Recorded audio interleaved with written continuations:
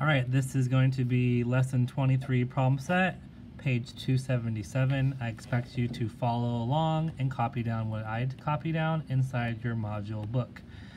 The directions, actually before the directions, make sure we're in the habit of putting our name and the date, so that if we turn something in, we already have our name and the date, and yours is not actually pinned to the wall with no name. So number one, they want us to do our dividing, and then the second thing is they want to check while using our multiplication. Now on this page, we're only going to do 3, and to allow us to have more room to show our work, we're going to not do B right now and just focus on A in this space right here. So I'm going to actually kind of pretend there's 3 different parts to this problem, so I can have everything all spaced out. I'm going to go ahead and put our whole number, 4,859, and I'm going to divide it by 23. Oops. And I'm going to be doing the partial quotients going down. And by doing that, that means I'm going to take my divisor over here and do those doubles again. So if we really do these carefully, all the work will be here to help us figure out the division problem. Well, 23 doubled, if you take 23 and do plus 23, is going to be 46. 23 times 4 means doubling 46. The 2 6s become 12 1s. So I'm going to write my little 2 and regroup my 1. 4 doubled is going to be 8, so add 8 to 1 would be 92. So 23 times 4 is 92. And then I'm going to do 23 times 8, doubling 92. So I got 4 1s, because 2 plus 2 is 4. And then I have my 9 10s, which comes out to be 18 10s. So it would be 184. And then I'm just going to go and not double 8 to 16, but just go from 8 to 10, because you should know that 23 times 10 is 230. So looking at it, I am nowhere near my whole number by doing 230. So what I actually am going to do is I'm going to go from 10, and actually I'll write underneath. I'm going to go from 10 to actually 100, which is going to be 230, and then add another 0 for the 1,000, so 2,300. So now I'm getting closer to our whole number. So I'm going to go and do 23 times 200. And so what I'm going to be doing is using the 23 times 2, which is 46, and adding my 2 zeros. And it looks like this is pretty close to 4,859, so I'm going to use it. I'm going to go ahead and put that part of the quotient is going to be 200. I'm going to subtract. 9 minus 0 is 9. 5 minus 0 is 5, and 8 minus 6 is 2. So I got 259. Well, looking at my work, how close can I get to it? Because 259 is still bigger than our divisor. So we're going to go, looks like 230, which is going to be 10 times. So partial quotient's 10. And then I've got 9 minus 0 is 0. 5 minus 3 is 2. And then 2 minus 2 is 0. So I've got 29. 29 is still bigger than 23, so that means 23 can go into 29. It looks like I have no numbers over here, but if I imagine 23 times 1 would give me 23, I could use that. And my partial quotient would be 1. My difference would be 9 minus 3 is going to be 6. So here is my difference, which is going to be my remainder, because it's smaller than my divisor. So it's going to be remainder 6. adding 210 and 1 to get you 211. And so now what we're going to do over here on the right hand side is check to see if 211 remainder 6 is the correct quotient. So I got 211 times our divisor, which is 23. So I got 3 times 1 is 3. 3 times 1 is 3. 3 times 2 is 6. There's my first partial product. And if I'm going too fast, hit pause and get caught up and then continue on. 0 placeholder is super important because a lot of kids will forget that. And now we're doing 2 times 1 is 2. 2 times 1 is 2. 2 times 2 is 4. And I can add my 2 partial products together. I've got 3, 5, 8, 4, and this number doesn't match my whole number yet because I forgot to add my remainder. 6 plus 3 is 9, 5, 8, 4, check, it matches my whole number. Alright, so we're going to go ahead and do D, so let's cross off C, so we can use this whole entire space right here to show our work. So I'm going to put the division problem in the middle, 3,164, and I'm going to be dividing it by 45. And so now I'm going to start doubling 45 over here on the left hand side to see how close I can get to 3,164. So I got 45 doubled. So 45 plus 45, which is going to be 90. 45 times 4 means doubling 90. Well, that would be 180. And 45 times 8 would be doubling 180. So I got 0 ones. Doubling my 8 tens would be 16 tens. So I'm putting my 6 in the tens column and regroup my 1 in the hundreds. I'm going to double my 100s to 200s, add my 1 right here, and then make it 360. And then I'm going to go to, not going to double 8 to 16, but I'm just going to go to 10, which I should get 450. So we are not anywhere close to our whole number yet. So it looks like, you know what? If I multiplied 45 times times 100, that would be adding a 0 right here, which would be 4,500, which is going to be too big. So maybe I'm going to go ahead and do 45 times 20, which is pretty much 45 times 2 and add a 0, so that's 900. And then 45 times 40 is the same thing as 180, but add a second 0. And then we got 45 times 45 times 80 is the same thing as 45 times 8, which was 360, and add a 0. So it looks like I can't use 80, I gotta use 40. So I'm gonna do 1,800. The partial quotient would be 40. Subtract, 4 minus 0 is 4, 6 minus 0 is 6, and now I've got, so technically if I hid the 6 and the 4 right now, I technically have 31 take away 18. So if I could regroup, I could borrow from the 3 and make that into a 2 and that 11, but you can also think of it as, if you count up from 18 to 31, how much would that be? What's the difference? So if I counted up from 18 to 20, that would be 2. And then 20 up to 30, that's 10. So right now I'm at 12. And from 30 to 31 is 1 more. So technically that would be 13. So 31 take away 18 is going to be 13.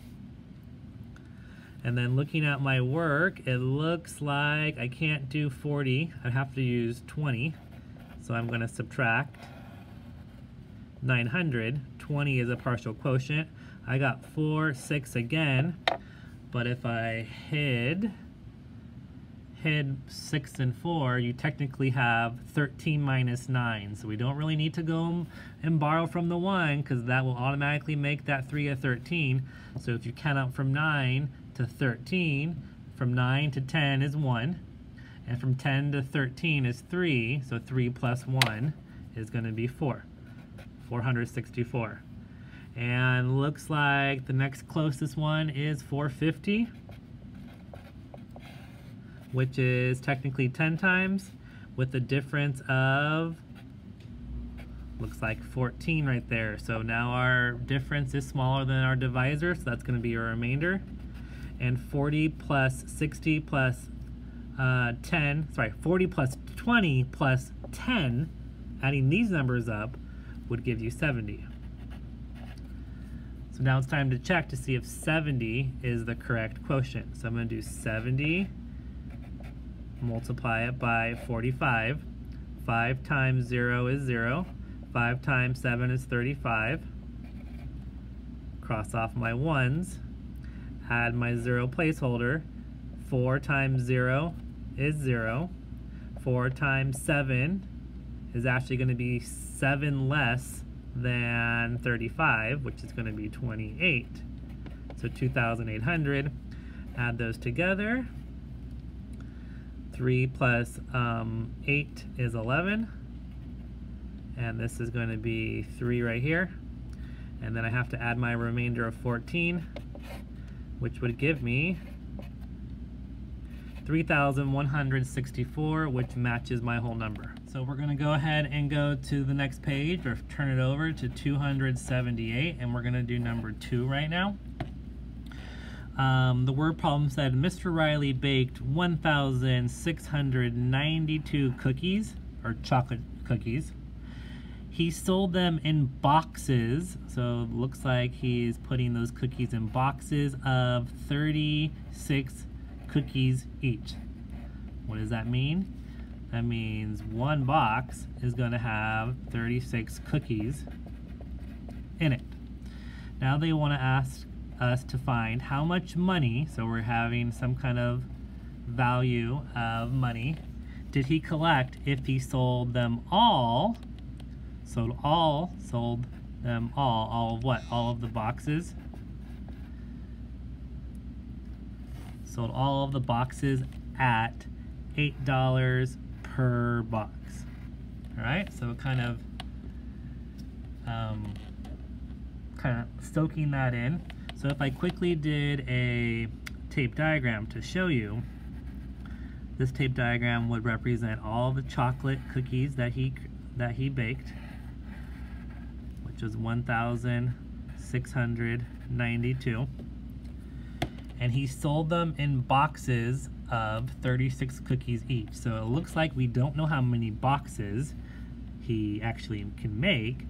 We do know that like box number 1 or B1 is going to be 36, and box number 2 is going to be 36. So if we continue this by counting by 36s, we would hopefully get up to 1,692. But let's go ahead and do our division to figure out how many boxes, what the last box is going to be. That's kind of what we're trying to find. This is, each box has 36 cookies in it. All right.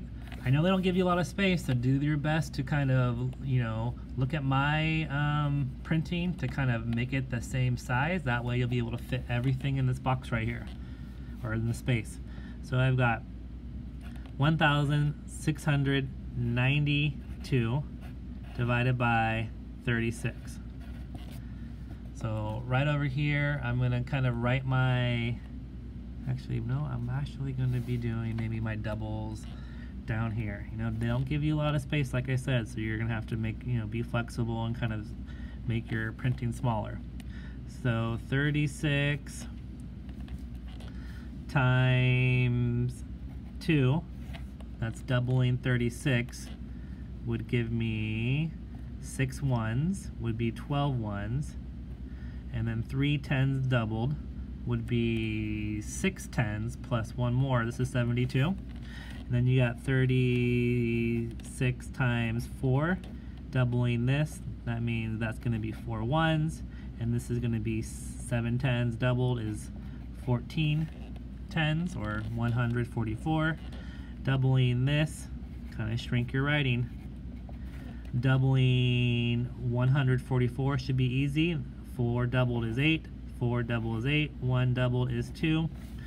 And then 38 times 10, that should be easy, 380. So, it looks like some of these numbers are not really close to 1,692. But imagine that this was actually 20, this was 40, this is 80, this is 100. That would mean I would have a 0 hiding behind all of these numbers. So instead of writing, I could write 36 times 20 over here, which would be 720. But I want you to kind of mentally think about this. If these had zeros next to them, how close can we get them? Well, it would be right here, 1,440. And what partial quotient would it be? Well, it wouldn't be 4, it would actually be 40. And so now I can subtract 2. 9 minus 4 is 5. And then 6 minus 4 is 2. 1 minus 1 is 0. So now I'm at 252. I can't use 288. I would have to use 144, which is going to be a partial quotient of 4, not 40, but 4. And then I would have to do 2 minus 4 I can't do. I would have to come over here and borrow from the tens, make it a 4 tens, and turn this 2 ones into 12 ones. So we have 12 minus 4. So if I count up from 4 to 12, well, I know from 4 to 10 is 6, and from 10 to 12 is 2. So 2 plus 6 would be 8. This would be 0, and this would be 1. So now I'm at 108. This has to be 72. Squeeze in your work. This is going to be 2. And now I have 8 minus 2 is going to be 6. And remember, hide that 8 and the 2. You technically just have 10 minus 7, which you should know is 3. So it looks like I have 36 remaining, which is the same number as the divisor, which means that I can divide this one more time to get a difference of 0. So there's no remainder. 40 plus 4 plus 2 plus 1, all of that would be 47. So what does that mean in the word problem? Actually, he can make 47 boxes. So I'm going to put the 47 next to this question mark right there. So we're still not done, because technically this is going to be a 2-step problem. Here's our first step that we did. We had to divide, but since he can make 47 boxes, we have to multiply it by $8 per box to figure out how much money he's going to be able to make. So I got 47 times 8. 8 times 7 is going to give you 56. 5 goes up on top, 6 goes on the bottom. 8 times 4 is 32, plus 5 more would be 37. So actually, he would make $376. So let's kind of squeeze our sentence in. I know there's not a lot of room, but hopefully you've made your printing the same size as mine or close to it. Mr. Riley, how much money did he collect? Mr. Riley collected $376. Dollar sign's important, and your period needs to be there.